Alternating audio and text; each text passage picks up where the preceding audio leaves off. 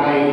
sarò veramente dentro i tempi, perché capisco che il mio intervento è quello che mi separa dalla degustazione del vino, probabilmente, dal buffet. Vorrei intanto ringraziarvi per l'invito, ma soprattutto vorrei cogliere questa occasione perché anche per me è stata veramente un'occasione importante per entrare dentro anche le tematiche che riguardano oggi Confartigianato in particolare, ma anche le piccole e medie imprese, che poi sono, diciamo, il target che l'ICE deve servire e a cui deve sempre cercare di fornire dei servizi sempre più mirati e sempre più capaci di poter consentire di vincere le sfide che abbiamo semplificato, soprattutto nelle sfide dell'internazionalizzazione e della digitalizzazione. Permettetemi però, prima di passare a una presentazione di quanto facciamo al servizio delle imprese, di informarvi che insomma, dopo un lungo percorso a modello di quanto avviene dentro le imprese, abbiamo ritenuto che fosse importante arrivare anche a una certificazione dei nostri processi di erogazione dei servizi. È per una struttura pubblica penso che costituisca un unicum. Abbiamo delle certificazioni anche che riguardano alcuni uffici come Milano, Istanbul, Madrid e San Paolo, e questo secondo me evidenzia anche come ci sia dentro questo nuovo ICE questo orientamento al cliente, alla possibilità di essere capaci di rispondere sulla base delle richieste che vengono dal cliente, dall'impresa, e non di svolgere una funzione di mera struttura della pubblica amministrazione. Allora, le due sfide che abbiamo davanti a noi e che come ICE ci siamo posti di cercare di avere davanti in maniera chiara e di aiutare le imprese sono quelle dell'internazionalizzazione e della digitalizzazione. Naturalmente i relatori si sono avvicendati oggi in maniera, devo dire, brillante e professionale, hanno in un qualche modo delineato un percorso che ci consente, attraverso l'innovazione di cui si è parlato, la soluzione green, anche quest'ultimo intervento, cioè tutte problematiche a cui l'impresa deve prestare attenzione. Ma c'è anche il problema della internazionalizzazione e della digitalizzazione che interagiscono tra di loro e che nell'esperienza italiana sono state viste un po' come delle cose che non riguardano la piccola impresa, ma più riguardano i grandi gruppi, i big players,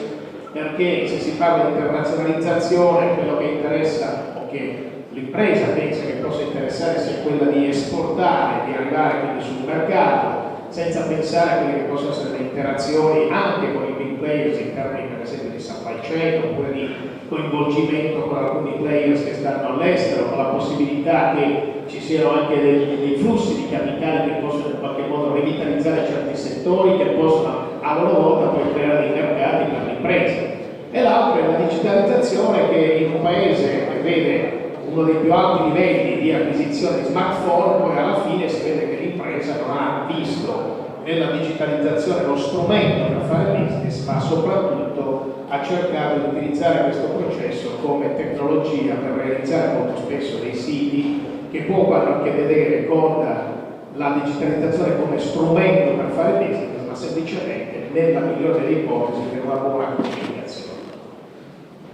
Siamo un paese che ha accumulato molti ritardi e noi come ICE pensiamo che con la formazione della nostra attività possiamo in qualche modo dare delle indicazioni su come vanno presidiati i mercati in questa fase e soprattutto come si può affiancare al commercio tradizionale, quello offline, il commercio online, che non è solo appannaggio di aziende di grandi dimensioni, ma può essere anzi la soluzione per le piccole e medie imprese. Abbiamo qui cercato di delineare anche dei percorsi, non ultimo per esempio l'accordo che il Ministero dello Sviluppo Economico ha siglato ormai nel 2014, peraltro a Pechino quando ero a capo di quell'ufficio, con il più grande player del commercio online, cioè con Alibaba, e con la possibilità che a settembre si è tenuta su una piattaforma di Alibaba una vendita di vini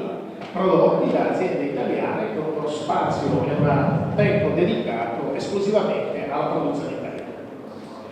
Abbiamo quindi la necessità di far capire come ci siano dei nuovi modelli di business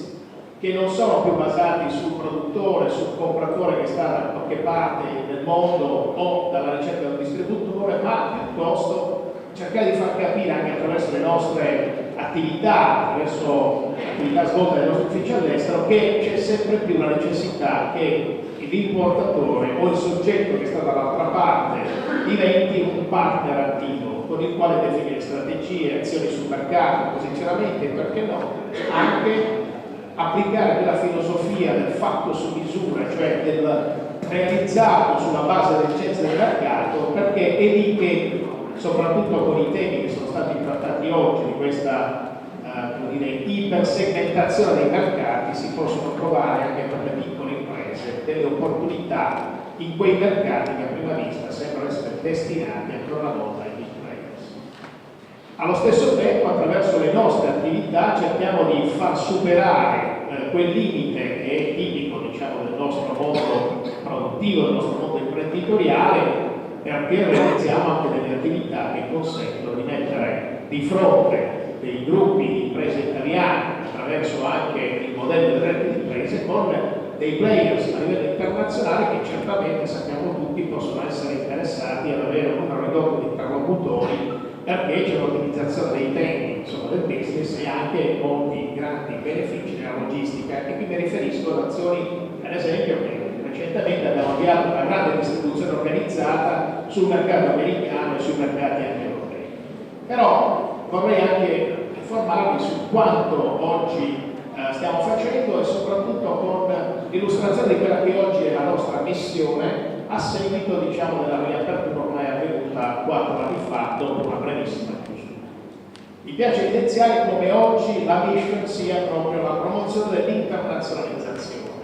e quindi non più uno scopo, come era stato per i precedenti 85 anni, di esportare, di promuovere l'esportazione, ma di promuovere questo concetto di internazionalizzazione che è ben più avanzato rispetto a quello che una volta aveva questa matrice un po' nazionalistica dell'esportazione dei nostri prodotti da mettere sui mercati internazionali. L'altro elemento che mi piace evidenziare è che siamo anche in qualche modo capaci o incaricati di gestire l'immagine del prodotto italiano nel mondo,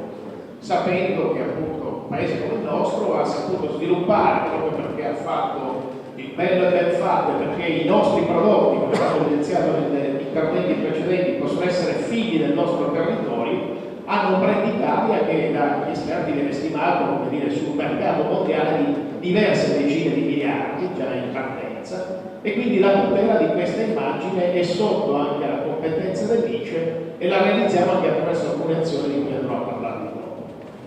Cos'è la nostra attività ad oggi? È un'attività che si basa sulla classica attività di promozione,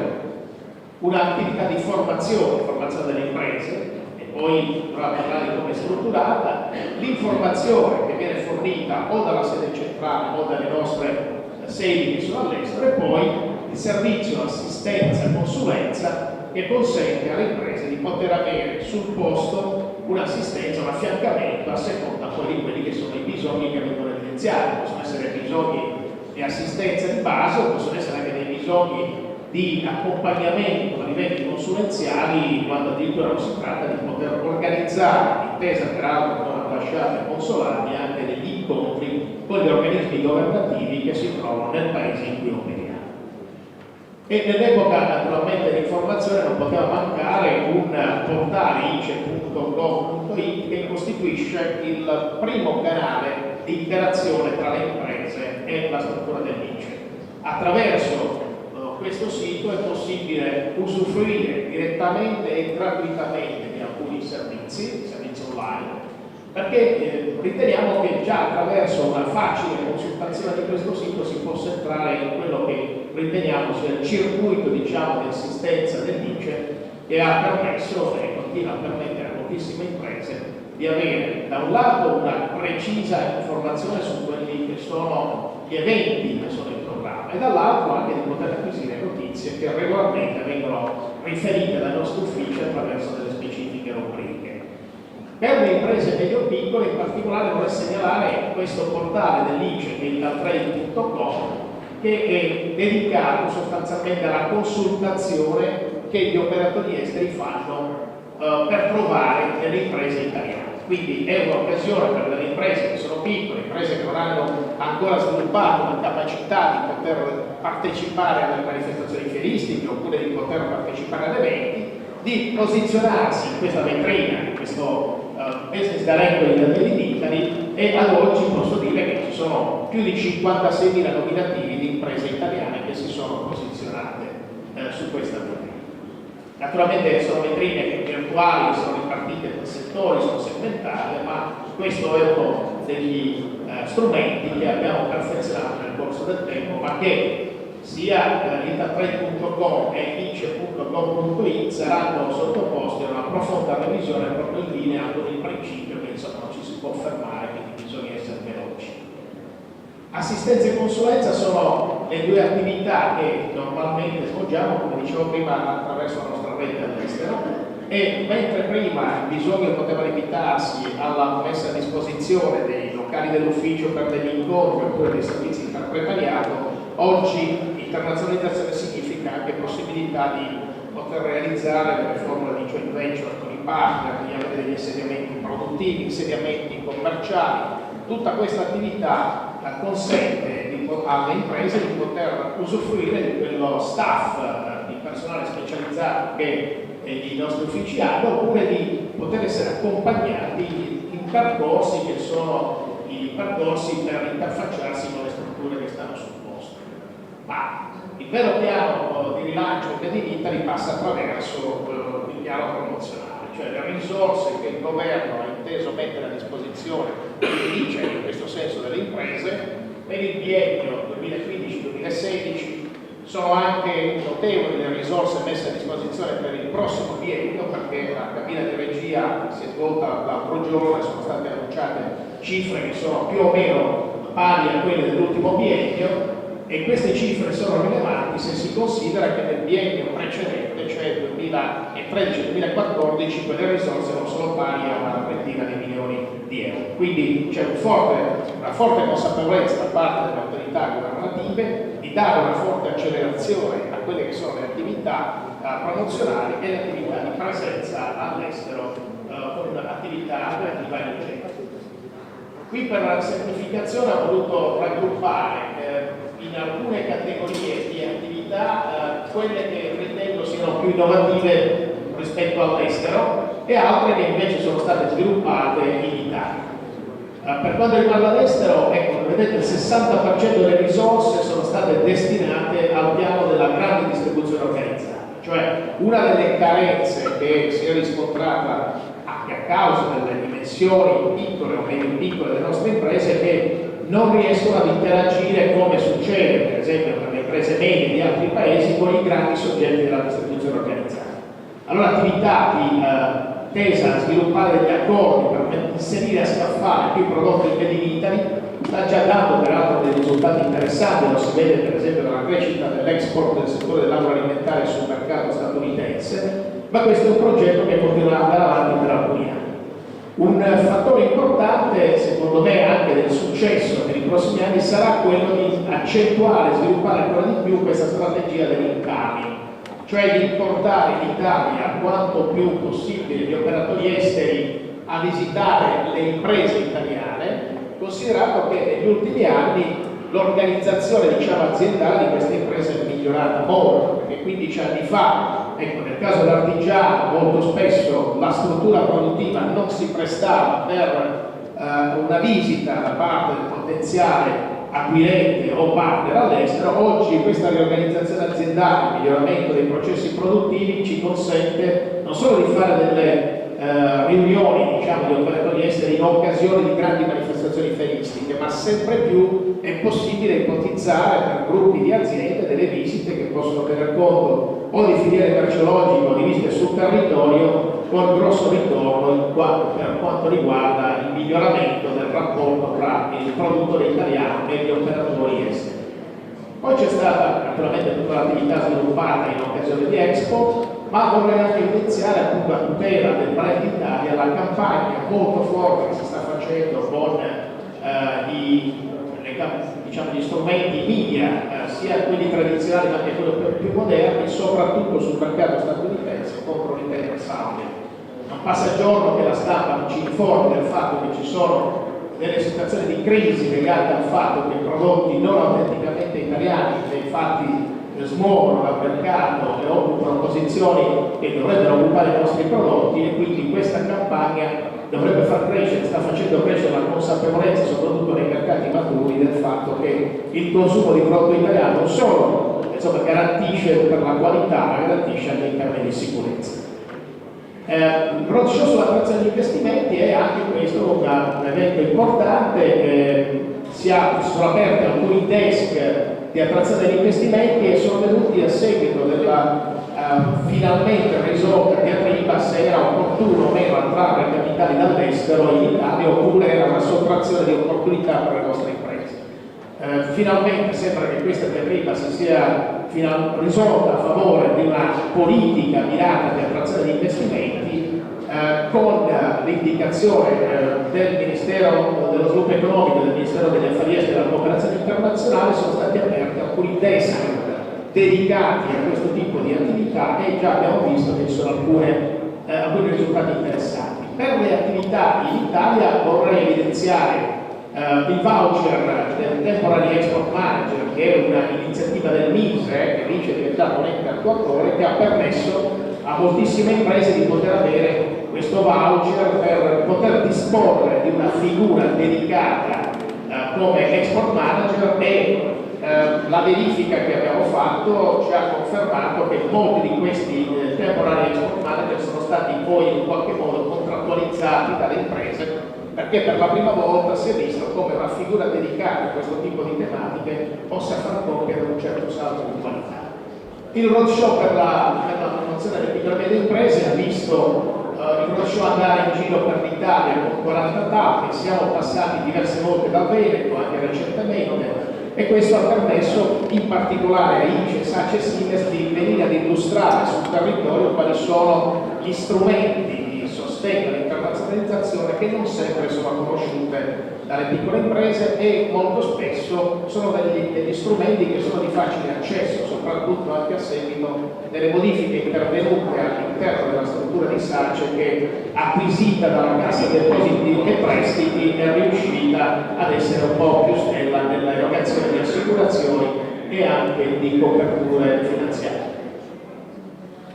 La promozione è quello che naturalmente mi interessa di più, sono ben 850 gli eventi che abbiamo realizzato nel corso dell'anno e altrettanti si andranno a realizzare nei prossimi anni. Sono molte formule, diciamo, di eventi. Mi piace evidenziare come siano naturalmente i settori del Made in Italy quelli più direttamente coinvolti, e naturalmente sono i settori in cui la presenza delle imprese di Confartigianato è molto alta, quindi vorrei citare moda, persona, il settore della cultura, ma anche quelli dell'agroalimentare e poi anche altri settori della meccanica e dell'alta tecnologia.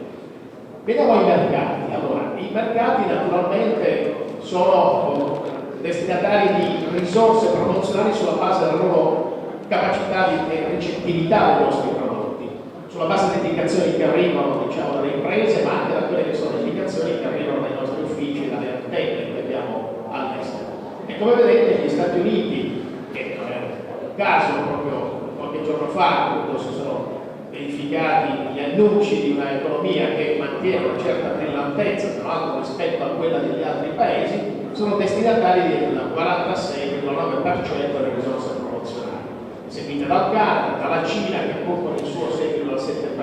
continua a resta ancora un paese da alta capacità ricettiva per i prodotti italiani. Il Giappone, l'Africa e via di seguito. In questa classifica mi piace evidenziare come due newcomers, cioè sostanzialmente Cuba e l'Iran, hanno fatto già capolino nella nostra attività di promozione. Quindi una buona reattività, direi, a quelli che sono i fatti internazionali. Abbiamo aperto l'ufficio a Cuba di recente e in Iran si è fatto anche un potenziamento dell'ufficio. La formazione, vorrei dire che poi i documenti a vostra disposizione, quindi non vorrei trattenervi più del dovuto. Vorrei solo evidenziare che ci sono 4 desk presso gli uffici di Pechino e di Mosca, New York e Istanbul per la tutela della proprietà intellettuale. Questo è uno dei temi che normalmente in Italia viene ignorato.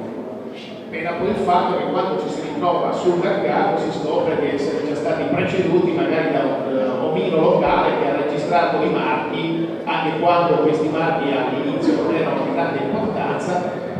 L'omino attraverso i suoi uffici legali si presenta con una bella letterina e dice: abbiamo scoperto che state utilizzando impropriamente un marchio che è stato registrato dal nostro cliente e quindi vi preghiamo a contattarlo per trovare delle soluzioni. E questo per l'Italia significa, non solo per l'impresa ma per il sistema Italia, significa anche lasciare sul mercato diverse centinaia di milioni di euro, perché si potrebbero per esempio incentivare, come è stato citato oggi, la cessione di licenza o la cessione di brevetti, e su questo tema ritengo che ci sia ancora molto da fare.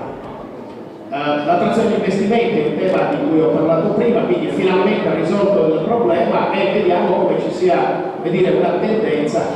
alla crescita di questi investimenti esteri.